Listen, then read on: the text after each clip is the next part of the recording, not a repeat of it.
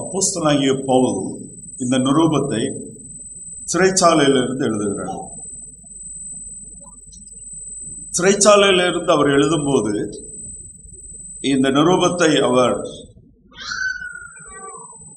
எப்போதும் சந்தோஷமாயிருங்கள், மெய்யான சந்தோஷம் கிறிஸ்து இயேசுவினால் நமக்கு கொடுக்கப்படுகிற சந்தோஷம்,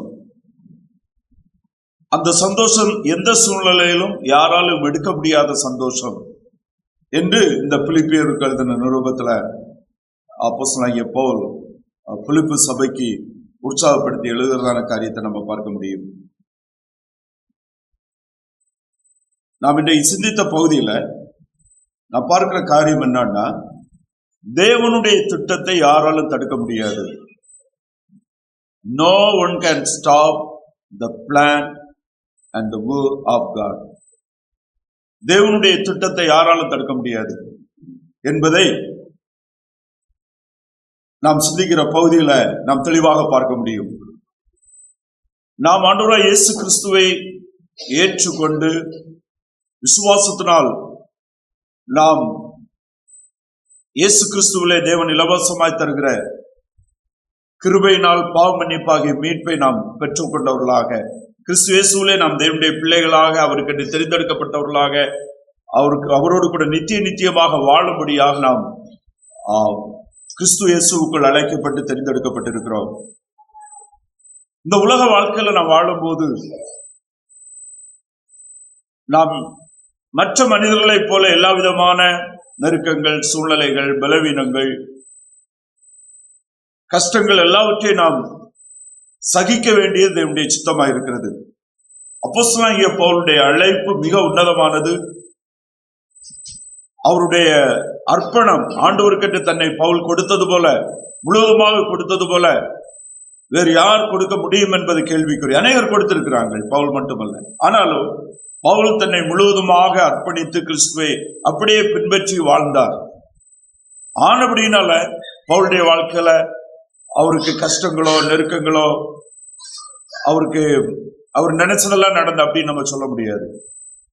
அவளுடைய வாழ்க்கையில் அனுபவித்த பாடுகள் மிக அதிகமானது, நெருக்கங்கள் மிக அதிகமானது, இழப்புகள் மிக அதிகமானது. ஆனால் அவைகள் எல்லாவற்றின் மத்தியிலும் கிறிஸ்து தன்னோடு இருக்கிறதையும், தன்னை நடத்துகிறதையும், தன்னை பாதுகாக்கிறதையும், அந்த சூழ்நிலையிலும் தேவன் தன்னை எதற்காக அழைத்தாரோ அந்த நோக்கத்தை நிறைவேற்றும்படியாக கர்த்தர் பலப்படுத்துகிறதையும் பவுல் தன்னுடைய வாழ்க்கையில தெளிவாக அறிந்திருந்தார் என்பதை நாம் இந்த வேத பகுதியில நாம் பார்க்க முடியும். முதற் பகுதியில் அப்போஸ்தலனாகிய பவுல் சொல்லும் போது 5-6 வசனங்களை ஒரு வாசிப்போம். உங்களை நினைக்கிற பொழுதெல்லாம் உங்களில் நற்கிரியையை தொடங்கினவர் அதை இயேசு கிறிஸ்துவின் நாள் பரியந்தம் முடிய நடத்தி வருவார் என்று நம்பி, நான் உங்களை நினைக்கிற பொழுதெல்லாம் என் தேவனை ஸ்தோத்திரிக்கிறேன். இங்க பவுல் சொல்லும்போது உங்களில் நற்கிரியை தொடங்கினவர் அதை கிறிஸ்துவின் நாள் பரியந்தம் முடிய நடத்துவார் என்று நம்பி, நான் உங்களை நினைக்கும் பொழுதெல்லாம் என் தேவனை ஸ்தோத்தரிக்கிறேன் அப்படின்னு சொல்றார். இங்க நம்ம பார்க்கும்போது பிலிப்பியர் சபை விசுவாசிகளிடத்துல தொடங்கின தேவனால் தொடங்கப்பட்ட நற்கிரியை என்ன,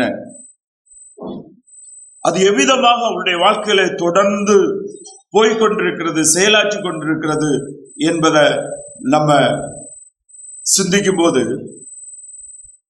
பிலிப்பிய பட்டணத்திற்கு சுவிசேஷம் எப்போது போனது? அப்போஸ்தலர் 16வது அதிகாரம் 8 - 14 வரை உள்ள வசனங்களை ஒருவர் வாசிப்போம்.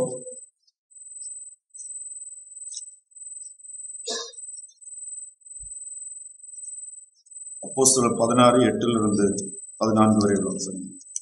அப்பொழுது அவர்கள் மீசியா பக்கமாய் போய் துரோவுக்கு வந்தார்கள். அங்கே ராத்திரியிலே பவுலுக்கு ஒரு தரிசனம் உண்டாயிற்று. அதென்னவெனில், மக்கதோனியா தேசத்தான் ஒருவன் வந்து நின்று, நீர் மக்கதோனியாவுக்கு வந்து எங்களுக்கு உதவி செய்ய வேண்டும் என்று தன்னை வேண்டிக் கொண்டதாக இருந்தது.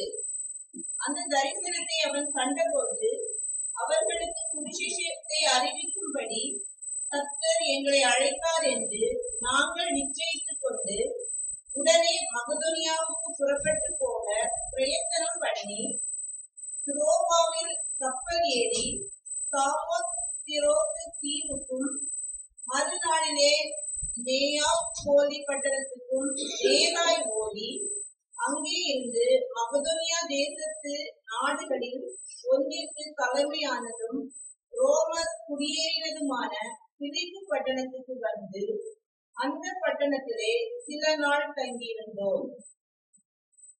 இங்க நம்ம பார்க்கும்போது கர்த்தர் அவர்களை கர்த்தருடைய ஆவியினால் அவர் உணர்த்தப்பட்டு மக்கதோனியா தேசத்துக்கு நேராக போகிற வழியில அவர் அங்க என்ன செய்யறாருன்னு சொன்னா, அங்க முதலாவது பிலிப்பு பட்டணத்துக்கு வருகிறாரு. பிலிப்பு பட்டணத்துக்கு வந்த பவுல் முதலாக அங்கே லீதியாள் என்கிற ஒரு பெண்மணியை சந்திக்கிறாரு.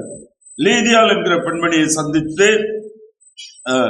ஆண்டவராகிய இயேசு கிறிஸ்துடைய சுவிசேஷத்தை அறிவிக்கும் போது 14 வசனத்துல நம்ம விதமாக பார்க்கிறோம், பவுல் சொல்லியவைகளை கவனிக்கும்படி கர்த்தர் அவள் இருதயத்தை திறந்தருளினார் என்று நம்ம பார்க்கிறோம். பவுல் சொல்லிய காரியங்களை கவனிக்கும்படி கர்த்தர் அவள் இருதயத்தை திறந்தருளினார். ஆக நம்ம பார்க்கும்போது இந்த பவுலுடைய அவனோடு கூட இருக்கிறவருடைய அந்த திட்டத்துல தேவ பரிசுத்தாவியானவருடைய நடத்துதலும் அவர்களோடு இருந்து பரிசுத்தாவியானவர் செயல்படுகிறதான காரியத்தை நம்ம தெளிவாக பார்க்கிறோம். அங்கே சுவிசேஷம் பவுல் மூலமாக பிரசங்கிக்கப்பட்டது. ஆனால் அந்த சுவிசேஷத்தினுடைய உண்மையை, அதில் இருக்கிற தேவ சித்தத்தை உணரும்படி பரிசுத்தாவியானவர் கர்த்தர் அவர்களுடைய இருதயத்தை உணர்த்தி அவருடைய இருதயத்தை திறந்தருளினார் என்று நம்ம பார்க்கிறோம். சோ இவ்விதமாக மிக தெளிவாக தேவ நடத்துதலால் பரிசுத்தாவியானவரினால் அவர்களுடைய ஊழியம் நடைபெற்று கொண்டிருந்தாலும் அங்கே அடுத்து நம்ம தொடர்ச்சியா பார்க்கும்போது அங்கே மிகப்பெரிய எதிர்ப்பு உண்டாகிறத நம்ம பார்க்கிறோம்.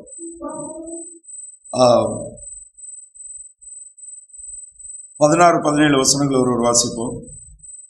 நாங்கள் ஜெபம் பண்ணுகிற இடத்துக்கு போகையில் குறி சொல்ல ஏவுகிற ஆவியை கொண்டிருந்து குறி சொல்லுகிறதினால் தன் எஜமான்களுக்கு மிகுந்த ஆதாயத்தை உண்டாக்கின ஒரு பெண் எங்களுக்கு எதிர்பட்டாள்.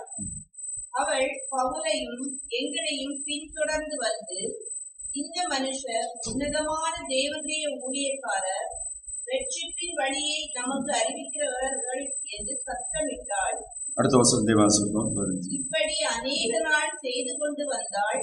பவுல் சினம் கொண்டு திரும்பி பார்த்து, நீ இவளை விட்டு புறப்படும்படி இயேசு கிறிஸ்துவின் நாமத்தினாலே உனக்கு கட்டளையிடுகிறேன் என்று அந்த ஆவியுடனே சொன்னான். அந்நேரமே அது புறப்பட்டு போயிற்று.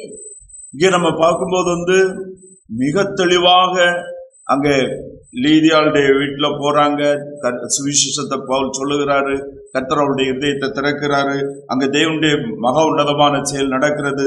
தொடர்ந்து பிலிப்பு பட்டணத்துல அவங்க இருந்து செயல்பட்டு கொண்டிருக்கும் போது பவுல் அந்த இடத்துல நடந்து போகும்போது அங்கே பிசாசினால் பிடிக்கப்பட்ட ஒரு பெண்மணி பவுலையும் அவனோடு பார்த்து நீங்க சொல்லுகிறார், மெய்யாகவே நீ தேவனுடைய ஊழியக்காரன் என்று சொல்லி அவரை சொல்லும் போது பவுல் திருப்பி அந்த பிசாசு பிடித்த அந்த பெண்மனுடைய ஆவியை அவளை விட்டு நீக்கிறதான காரியத்தை நம்ம பார்க்கிறோம்.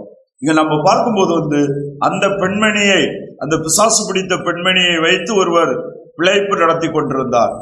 தனக்கு அநேக வருமானங்களை சேர்த்து கொண்டிருந்தார். குறி சொல்லுகிறதுனாலும் பலவிதமான, நீங்க பாருங்க, பிசாசு மனிதருடைய தேவைகளை சூழ்நிலைக்கேற்றபடி அங்கே சொல்லி அங்கே அநேகரை தண்டத்தில் சேர்த்துக் கொள்ள முடியும். ஆனபடினாலதான் அவள் மூலமாக அவளை வைத்திருந்தவன் எஜமானுக்கு அங்கே அதிக வருமானம் வந்து கொண்டிருந்தது என்பதை நம்ம பார்க்கிறோம். அந்த பிசாசு பிடித்த ஆவி அவளை விட்டு கடந்து சென்றபடியினால் அவனுடைய வருமானம் போய்விட்டது.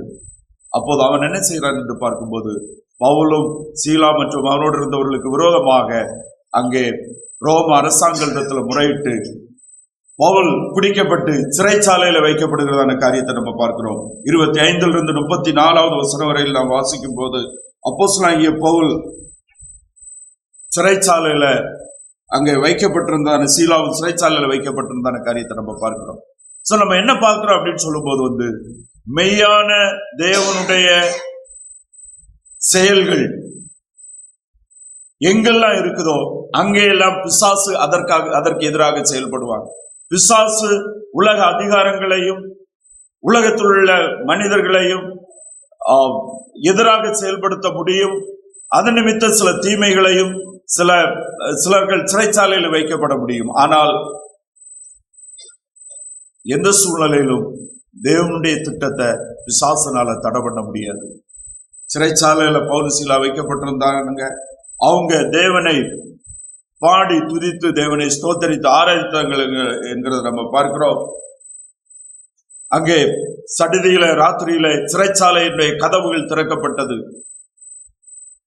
பவுல் சீலாவும் வெளியே வந்தாங்க.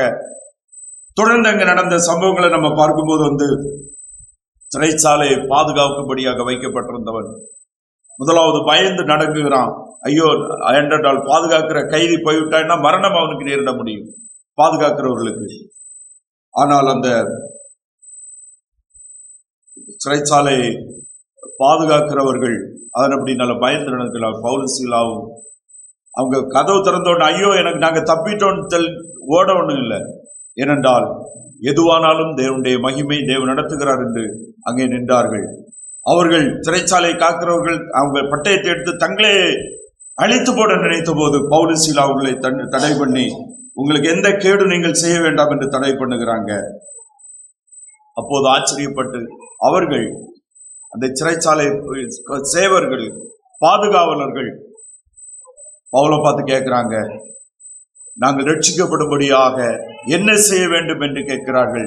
கர்த்தராகிய இயேசு கிறிஸ்துவை விசுவாசி, அப்பொழுது நீயும் உன் வீட்டாரும் ரட்சிக்கப்படுவீர்கள் என்று அங்கே அந்த சிறைச்சாலை காவலர்களுக்கு அவருடைய குடும்பத்தினருக்கும் சுவிசேஷம் அறிவிக்கப்பட்ட போது அவர்கள் மனம் திரும்பி ஆண்டவராகிய இயேசு கிறிஸ்துவை இரட்சகராக ஏற்றுக்கொண்டார்கள் என்று நம்ம பார்க்கிறோம். சோ இங்க நம்ம பார்க்கிறதான காரியம் என்ன என்று பார்க்கும்போது தேவன் அற்புதமாக செயல்படுகிறவர், மனிதனுடைய புத்திக்கு சிந்தனைக்கு அப்பாற்பட்டு செயல்படுகிறவர். நாம் நினைக்கும் போது அங்கே அப்போஸ்தலனாகிய பவுல் சீலாவுக்கு நேராக எதிர்ப்பு வருகிறது. சிறைச்சாலையில் வைக்கப்படுகிறார்கள், துன்பம் அடைகிறார்கள், பாடுகளை அனுபவிக்கிறார்கள் என்பது நிச்சயமாக அவைகள் மாம்சத்தின்படி சிந்திக்கும் போது பாடுகளாக இருக்கலாம். ஆனால் அவைகள் தேவனுடைய வல்லமையை வெளிப்படுத்துகிறது, தேவனுடைய மகிமையை வெளிப்படுத்துகிறது. அவைகள் தேவன் அவர்களை தெரிந்து கொண்ட நோக்கங்களையும் திட்டங்களையும் நிறைவேற்றுவதற்கு பயன்படுத்துகிறது என்பதைத்தான் நாம் இந்த காரியத்தில் பார்க்க முடியும். பிலிப்பு பட்டணத்துல அற்புதமாக அதிசயமாக தன்னுடைய சபை உருவானது, சுவிசேஷம் அறிவிக்கப்பட்டது, விசுவாசிகள் அங்கே கூடி வந்து ஆரம்பித்து சபை அங்கே ஆரம்பிக்கப்பட்டது. அப்போஸ்தலனாகிய பவுல் பிலிப்பு சபைக்கு இந்த நிருபத்தை எழுதும் போது பிலிப்பு சபையிடத்திலிருந்து அவன் பெற்றுக்கொண்டதான உதவிகளை அவன் பெற்றுக்கொண்ட பின்பு அதற்காக அவர்களுக்கு நன்றி தெரிவிக்கிற விதத்திலும் எந்த சூழலை நீங்கள் சந்தோஷமாயிருங்கள், தேவனுடைய திட்டங்களை யாரும் தடை பண்ண முடியாது என்று அவர்களுக்கு ஆறுதல் சொல்லுகிறதை நம்ம பார்க்க முடியும். ஏனென்றால் அப்போஸ்தலனாகிய பவுல் சிறைச்சாலையில் இருக்கிறபடினால பிலிப்பு சபை மாத்திரமல்ல மற்ற சபைகளும் அதை குறித்த சில கேள்விகள், சில மாம்சத்தின்படி எல்லாருக்கும் நமக்கு வருகிறது போல அவர்களுக்கும் சில கேள்விகளும் பிரயாசங்களும் மன கஷ்டங்களும் வந்தது. ஆனால் அப்போஸ்தலனாகிய பவுல் அவர்களை உற்சாகப்படுத்துகிறார். தேவனுடைய திட்டங்களை யாராலும் தடை பண்ண முடியாது. அதைத்தான் நம்ம இங்கே பார்க்கிறோம். அதான் இங்க சொல்லும் போது உங்களில் நற்கிரியை தொடங்கினவர் அதை இயேசு கிறிஸ்துவின் நாள் பரியந்த முடிய நடத்தி வருகிறார் என்று நம்பி நாங்கள் உங்களை நினைக்கும் போதெல்லாம் என் தேவனை ஸ்தோத்தரிக்கிறோம். லீதியாளுடைய யுத்தத்திலிருந்து ஆரம்பித்து தொடர்ச்சியாக சிறைச்சாலை காவலர்கள் ஆண்டவரை ஏற்றுக்கொண்டு அவருடைய வீட்டார் ஏற்றுக்கொண்டு இவ்விதமாக பிலிப்பு பட்டணத்திலே ஆரம்பித்த அந்த நற்கிரியையானது, நற்செயலானது ஒரு சிலருடைய ரட்சிப்பிற்காகவும் ஒரு சிலர் ஆண்டவராய் இயேசு கிறிஸ்துவை ஏற்றுக்கொள்ளும்படியாகவும் ஆண்டவராய் இயேசு கிறிஸ்துவ மூலமாக தேவன் அந்த பட்டணத்திலே ஒரு சிலர் தேவனால் தெரிந்தெடுக்கப்பட்டவர்கள் பாவ மன்னிப்பாகிய மீட்பை பெற்றுக் கொள்வதற்கும் தேவன் அவர்களை நடத்தினார் என்பதை நம்ம பார்க்கிறோம். ஆனபடினால பவுல் சொல்லுகிறாரு, நான் சிறைச்சாலையில் இருக்கிறபடினால தேவனுடைய ஊழியங்கள், தேவனுடைய திட்டங்கள், தேவனுடைய பணிகள் எந்த விதத்திலும் தடை பண்ணப்படாது. அவர் தொடங்கினதை அவர் செய்து கொண்டே இருப்பார் என்பதை சொல்லி அவர்களை உற்சாகப்படுத்துற காரியத்தை நம்ம பார்க்க முடியும். பிசாசு என்றுமே கிறிஸ்துவுக்கும் அவருடைய சத்தியத்திற்கும் எதிரானவர். பல விதங்கள்ல அவருடைய உண்மையான சுவிசேஷத்துக்கு எதிராக பிசாசு பலவிதமான காரியங்களை தூண்டி விடுகிறவனாக, எழுப்புகிறவனாக இருக்கிறான். ஆனால் எவைகள் உருவானாலும், எவைகள் நடந்தாலும் மெய்யான தேவனுடைய திட்டத்தை ஆண்டவர் தம்முடைய குமாரனாகிய இயேசு கிறிஸ்துவின் சுவிசேஷத்தின் மூலமாக ஒரு சிலரை மீட்டு ரட்சிக்கிறதான அந்த திட்டத்தை யாராலும் நினைச்சு தடை பண்ண முடியாது. ஆண்டவராகிய இயேசு கிறிஸ்து தேவனுடைய திட்டங்கள், தேவனுடைய செயல் எப்போதுமே பிசாசுகளாலும் மனிதர்களாலும் அதற்கு எதிராக எல்லா சூழ்நிலைகளிலும் எதிரான காரியங்கள் எழுப்பிவிடப்பட்டது. இஸ்ரவேல் ஜனம் தேவனால் தெரிந்தெடுக்கப்பட்ட தேவனுடைய உண்மையின்படி, தேவனுடைய வாக்குத்தத்தத்தின்படி, தேவனுடைய திட்டத்தின்படியாக தேவனால் தெரிந்தெடுக்கப்பட்ட ஜனம். இஸ்ரவேலை அழிப்பதற்கு பிசாசு செயல்பட்ட எவ்வளவோ தந்திரங்கள், எவ்வளவோ காரியங்கள், எல்லா சூழ்நிலையும் இஸ்ரவேலுக்கு எதிராக புறஜாதிகளை எழுப்பி அவிதமாக பண்ணின எந்த தீமைகளும் அணுக விடாதபடி, அவர்கள் அழியாதபடி அவர்களை பாதுகாத்தார். இஸ்ரவேல் தங்களுடைய கீழ்ப்படியாமைக்கு, பாவத்திற்கு தண்டிக்கப்பட்டார்கள். ஆனால் அவர்கள் அழிக்கப்படவில்லை. தேவன் தன் அழைத்த நோக்கத்தை, திட்டத்தை நிறைவேற்ற உண்மையுள்ளவராய் வல்லவராய் இருக்கிறார் என்பதை நம்ம பார்க்கிறோம். நாம் இந்த நாட்கள்ல ஆண்டவராய் இயேசு கிறிஸ்துவனுடைய பிறப்பையும், அவர் இந்த உலகத்துல நம்முடைய பாவங்களுக்காக சிலுவையில மரிப்பதற்காக பாவம் இல்லாதவராக மாம்சத்திலே வந்ததான அந்த பிறப்பை நாம் செலிபிரேட் பண்ணி கொண்டிருக்கிறோம். ஆண்டவராய் இயேசு கிறிஸ்து பிறந்த போது அந்த உலகத்திலே மாம்சத்திலே தேவனுடைய அநாதி தீர்மானத்தின்படி அவருடைய குறித்த நேரத்தில் இந்த உலகத்தில் வெளிப்பட்ட போது அவருக்கு எதிராக, அவரை அழித்து விடும்படியாக பிசாசு செய்த எவ்வளவு தந்திரங்கள், எவ்வளவு சூழ்ச்சிகள், எதுவுமே என்ன செய்யல, நடக்கவில்லை, பலிக்கவில்லை என்பதை நம்ம பார்க்க முடியும். மத்தேயு எழுதின சுவிசேஷம் 2வது அதிகாரம் 13 to 16 வசனங்களை ஒரு வாசிப்போம்.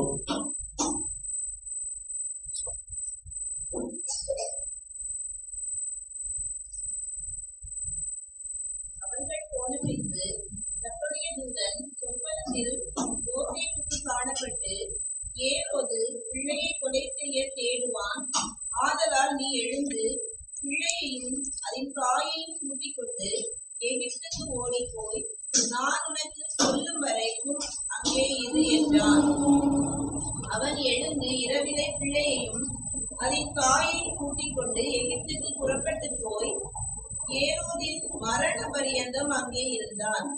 எகிப்திலிருந்து என்னுடன் என் குமாரனை வரவழைத்தேன் என்று தீர்க்கதரிசியின் மூலமாய் கர்த்தரால் உரைக்கப்பட்டது நிறைவேறும்படி இப்படி நடந்தது. ஆண்டவராய் இயேசு கிறிஸ்துவுடைய பிறப்பை குறித்து ஞானிகளுக்கு, சாஸ்திரிகளுக்கு தேவன் வெளிப்படுத்துற போது அவர்கள் ஆண்டவராய் இயேசு கிறிஸ்து அரண்மனையில பிறந்திருக்கலாம் என்று ஏரோது ராஜாவிடத்துல விசாரிக்கும்படியாக கடந்து செல்கிறத நம்ம பார்க்கிறோம்.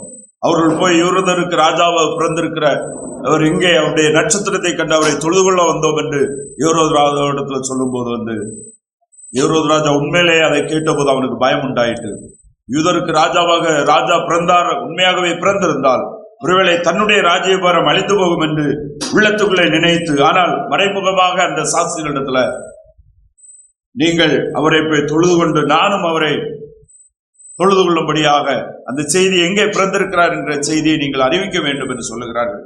ஆனாலோ கர்த்தருடைய தூதனால், கர்த்தரால் அவர்கள் எச்சரிக்கப்பட்டு அவர்கள் பிள்ளையை போய் பார்த்து தொழுது கொண்டு ஏரோதுக்கு அறிவிக்காம போயிடுறாங்க.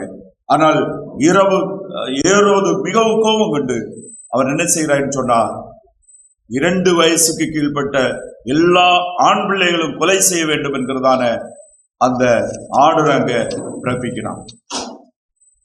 ஆனால் ஆண்டவராய் இயேசு கிறிஸ்துவை அவனால கொலை செய்ய முடியல.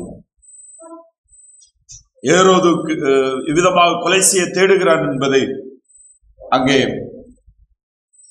தேவதூதனால்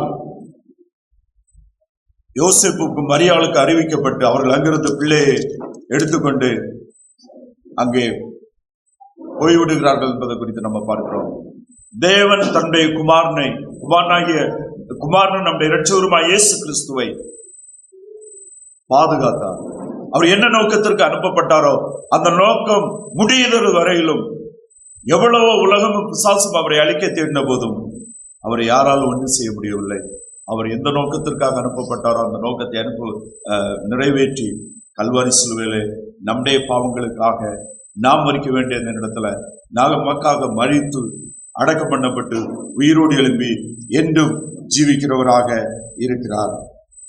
இங்க நாம் பார்க்கிறது போல தேவன் தன்னுடைய நோக்கங்களை ஆரம்பத்திலிருந்து முடிவு வரையிலும் அவர் நடத்த வல்லவராயிருக்கிறார். ஆண்டவராய் இயேசு கிறிஸ்துவுடைய சுவிசேஷம் ஒரு நாளுமே தடை பண்ணப்படாது. ஆண்டவராய் இயேசு கிறிஸ்துவுடைய 2வது வருகை வரையிலும் இந்த உலகத்துல அவருடைய சுவிசேஷம் நிலைத்திருக்கும். அநேகர் மனம் திரும்புவார்கள், அநேகர் அவரை ஏற்றுக்கொள்வார்கள். ஆனால் அநேக கள்ள உபதேசங்களும், அநேகர் விரிவான வாசல் வழியாய் செல்லுகிறவர்களாக, அநேகர் உண்மையான சத்தியத்தை அறியாதபடி கிறிஸ்துவை மாம்சத்தின்படி தேடுகிறவர்களாகவும் தங்களுடைய சுய எண்ணங்களின்படியும் பிசாசுனுடைய செயல்களினால் அநேகருடைய கண்கள் குருடாக்கப்பட்டு அவர்கள் தெளிவான சத்தியத்தை அறியாதவர்களுமாக இருப்பார்கள்.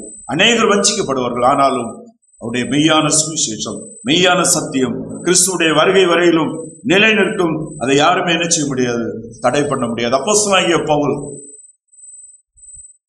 பிலிப்பிய சபையை பார்த்து உற்சாகப்படுத்தி சொல்லுகிறாரு, யாருமே தேவனுடைய திட்டங்களை, தேவனுடைய நோக்கங்களை தடுக்க முடியாது. ஒருவேளை நான் சிறைச்சாலையில வைக்கப்பட்டிருக்கிறபடினாலோ அல்லது உங்களுக்கு சில துன்பங்கள் நேருகிறபடினாலோ தேவனுடைய திட்டங்களை தேவன் தாம் செய்கிறதை வேளை மிகவும் மிகவும் நேர்த்தியாக நிறைவேற்றி கொண்டே இருக்கிறார் என்பதை குறித்து அவர்களுக்கு தெளிவுபடுத்துகிறதான காரியத்தை நம்ம பார்க்கிறோம். இன்னும் பவுல் அவர்களுக்கு சொல்லும் போது, நான் உங்களை நினைக்கும் போதெல்லாம் என் தேவனை ஸ்தோத்தரிக்கிறேன், நான் உங்களை நினைக்கும் போதெல்லாம் என் தேவனை ஸ்தோத்தரிக்கிறேன். அப்போஸ்தலனாகிய பவுல் ஒருவேளை பிலிப்பு பட்டணத்தில் அந்த எவ்விதமாக அவர்கள் கிறிஸ்துவை அறிகிற அறிவுக்கிடையராக வந்தார்கள், எவ்வளவு நெருக்கங்கள் மத்தியிலும் எவ்வளவு எதிர்ப்புகள் மத்தியிலும் கிறிஸ்துவுக்காக எப்படி நிலைத்திருந்தார்கள். இன்றைக்கும் அவர்கள் கிறிஸ்துவுக்காக செயல்படுகிறதுல உற்சாகமாக இருக்கிறார்கள். ஏனென்றால் அப்போஸ்தலனாகிய பவுல் பிலிப்பு சபையிலிருந்து அனுப்பப்பட்டதான அவருடைய உதவிகளை பெற்றுக்கொண்டவராக இந்த கடிதத்தை எழுதுகிறத நம்ம பார்க்க முடியும். பிலிப்பு சபை இன்றைக்கும் ஆக்டிவாக மிகவும் ஆண்டவருக்கு சாட்சியாக உண்மையுள்ளவர்களாக இருக்கிறதை நினைத்து அவர்களை ஸ்தோத்தரிக்கிறதான காரியத்தை நாம் பார்க்கிறோம். ஆண்டவராய் இயேசு கிறிஸ்துவிலே விசுவாசமா இருக்கிற நாம், நம்முடைய வாழ்க்கையில நாம் இன்றைக்கு மாம்சத்துல இருக்கிறோம், நம்மிடத்துல குறைவுகள் உண்டு, நாம் தவறு செய்கிறவர்களா இருக்கிறோம், நாம் பலவீனமானப்படுகிறவர்களா இருக்கிறோம், அநேக தீய எண்ணங்கள் மாம்சத்துல நமக்கு உண்டாகிறது, இன்னும் பிசாசு நமக்கு வைக்கிற அநேக காரியங்கள், நமக்கு அநேக கேள்விகள், அநேக காரியங்கள் உண்டு. ஆனால் அவை எல்லாவற்றும் மத்தியிலும் எல்லாவற்றுக்கும் மேலாக தேவன் உண்மை உள்ளவர், வல்லமையுடையவர், மாறாதவர். அவர் தம்முடைய நோக்கங்களை நிறைவேற்றுவார் என்ற விசுவாசத்தோடு நாம் அவருடைய வார்த்தைகளை பின்பற்றுவர்களாக இருக்க வேண்டும் என்பது தேவனுடைய சித்தமாக இருக்கிறது. 8வது வசனத்தோடு ஒரு வாசிப்போம். இயேசு கிறிஸ்துவின் உருக்கமான அன்பிலே உங்கள் எல்லார் மேலும் எவ்வளவோ வாஞ்சியாய் இருக்கிறேன் என்பதற்கு தேவனே எனக்கு சாட்சி. அப்போஸ்தலனாகிய பவுல் அந்த சபை விசுவாசிகள் மேல் வைத்திருக்கிற தன்னுடைய அன்பு மிக அதிகமானது. நான் உங்களை அதிகமாக நேசிக்கிறேன் என்று அவர்களுக்கு இந்த நிருபத்தை எழுதும் போது அவர் சொல்லுகிறத நம்ம பார்க்க முடியும். தேவனுடைய ஜனங்கள், இயேசு கிறிஸ்துவிலே விசுவாசமா இருக்கிற நாம் அவருடைய பிள்ளைகள், அவருடைய சொந்த ஜனம். கிறிஸ்துவுக்குள் ஆவிக்குரிய பிரகாரமாக நாம் நம்முடைய அன்பு, ஒருவருக்கொருவர் நம்முடைய அன்பு மிகவும் மிகவும் பரிசுத்தாவியினால் நடத்தப்பட்டதாக,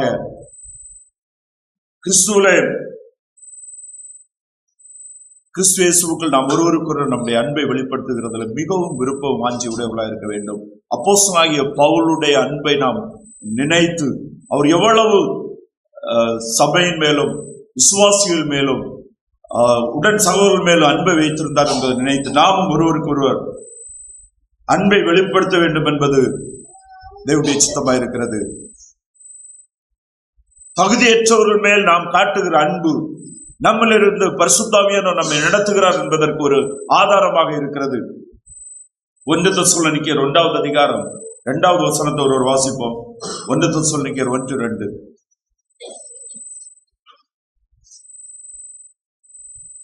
தேவனுக்கு பிரியமான சகோதரரே, உங்கள் விசுவாசத்தின் கிரியையும் உங்கள் அன்பின் பிரயாசத்தையும் நம்முடைய கர்த்தராகிய இயேசு கிறிஸ்துவின் மேலுள்ள உங்கள் நம்பிக்கையின் பொறுமையையும் நம்முடைய பிதாவாகிய தேவனுக்கு முன்பாக நாங்கள் இடைவிடாமல் நினைவு கூர்ந்து. போதும். தெசலோனிக்கே சபை ஆண்டவராகிய இயேசு கிறிஸ்துவை அறிவதற்கு முன்பாக அவங்க விக்கிரகங்களை வழிபட்டிருந்ததான சபை. இப்போது அவங்க ஆண்டவராகிய இயேசு கிறிஸ்துடைய சுவிசேஷத்தை விசுவாசத்தை ஏற்றுக்கொண்டு கிறிஸ்துவில் உள்ள அன்பை உணர்ந்து கிறிஸ்துவிலே தேவன் தங்களை எவ்வளவு அதிகமாக நேசிக்கிறார் என்பதை உணர்ந்து அவங்க அந்த அன்பை ஒருவருக்கு ஒருவர் வெளிப்படுத்தினார்கள்.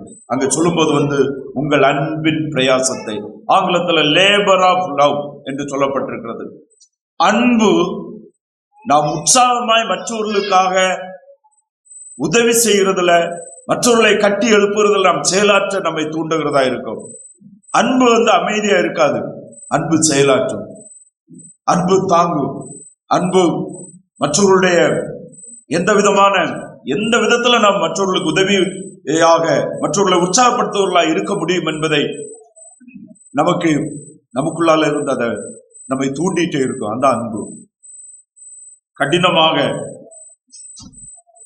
நாம் சுயத்தை மறந்து தியாக மனப்பான்மையோடு நாம் ஒருவருக்கொருவர் அன்பா இருக்க வேண்டும் என்பது தேவனுடைய சித்தமா இருக்கிறது. அதைத்தான் 1 யோவான் 4வது அதிகாரம் 21வது வசனத்தில் நாம் வாசிக்கிறோம். ஒரு வாசிப்போம். 1 யோவான் 4:21.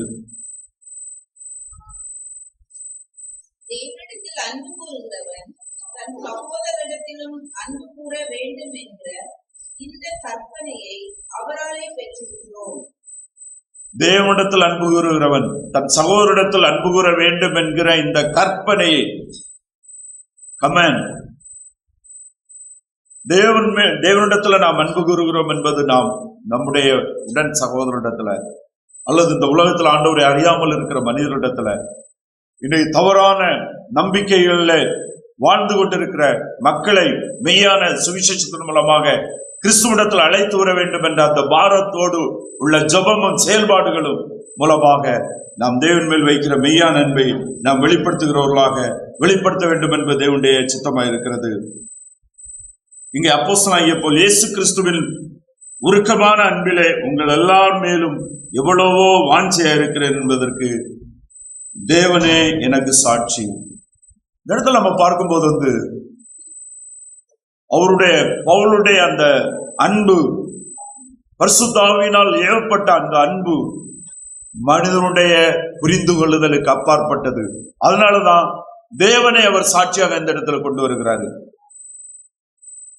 அவர் வைத்திருக்கிற அந்த அன்பை புரிந்து கொள்ள முடியாத அன்பு, அவ்வளவு மேலான அன்பு, அதற்கு தேவனே சாட்சி. ஒருவேளை அப்போஸ்தலனாகிய பவுலுடைய அன்பை உணர்ந்து கொண்ட அநேகர் அங்கே இருந்தாங்க. பிலிப்பு சபையில இருந்தாங்க, பல சபைகளில் இருந்தாங்க. அவைகளில் ஒன்று உதாரணத்தை ஒரு நபரையே சொல்லி இந்த காரியம் அல்லது இந்த நபர் நான் உங்களை நேசிக்கிறேன் என்பதற்கு சாட்சி என்று சொல்லலாம். ஆனால் அவை எல்லாவற்றுக்கும் மேலாக தேவன் என்னுடைய இருதயத்தை பார்க்கிறார். என்னுடைய அன்பு உங்கள் மேல் எவ்வளவு அதிகம் என்பதற்கு தேவனே சாட்சி. அப்படின்னா நான் எந்த அளவு உங்கள் மேல் அன்பா இருக்கிறேன் என்பதை மனுஷனால் புரிய முடியாது அப்படின்னு சொல்றார். மனுஷனுடைய புத்தி கெட்டாத அன்பு உங்களுக்காக என்னிடத்துல இருக்கிறது என்று அப்போஸ்தலனாகிய பவுல் சொல்லுகிறார். மெய்யாகவே தேவன் ஒரு மனுஷனுடைய இருதயத்துல தன்னுடைய அன்பை ஊற்றும் போது, தன்னுடைய அன்பினால் நிரப்பும் போது, அவங்களுடைய செய்கிற காரியம் மனுஷனுடைய கண்களுக்கு புத்திக்கு எட்டாதது. அந்த அன்பினால ஏவப்பட்ட தேவ மனிதர்கள், அது அநேக மிஷனரிமாருடைய சாட்சி. மிஷனரிமாருடைய சரித்திரத்துல அவர்கள் தங்களையே தியாகமாக, பலியாக, தங்களை தேவன் அழைத்த மண்ணிற்கு, மக்களுக்காக தங்களை கொடுத்த சாட்சிகளிலிருந்து அவரிடத்திலும் இந்த அப்போஸ்தலனாகிய பவுலுக்கு இருந்த அன்பு இருந்ததை நம்ம பார்க்க முடியும்.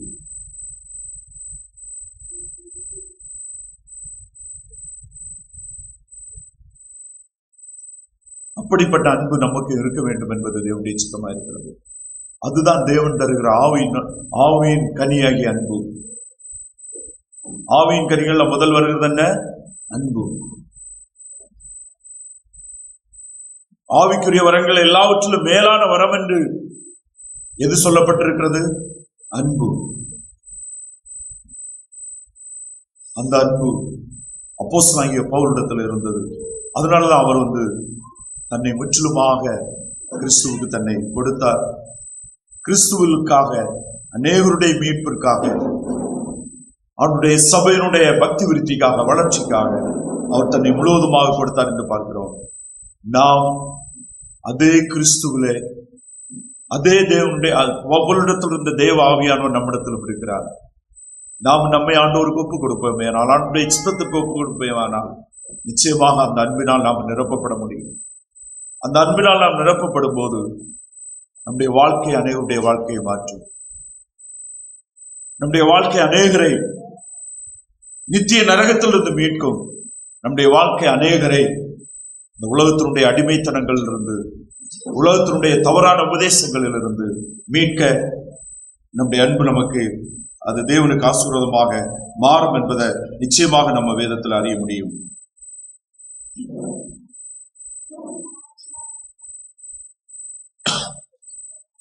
பத்தாவது வசனத்துல நாம் பார்க்கிறோம். ஒரு வாசிப்போம் 10வது வசனத்தை.